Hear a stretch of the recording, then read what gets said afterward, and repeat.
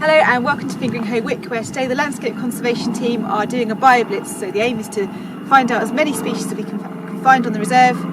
look for as many things as we can to help with the management of this reserve in the future, and when we're finished we'll put all the records into our records website so we can access them for future use.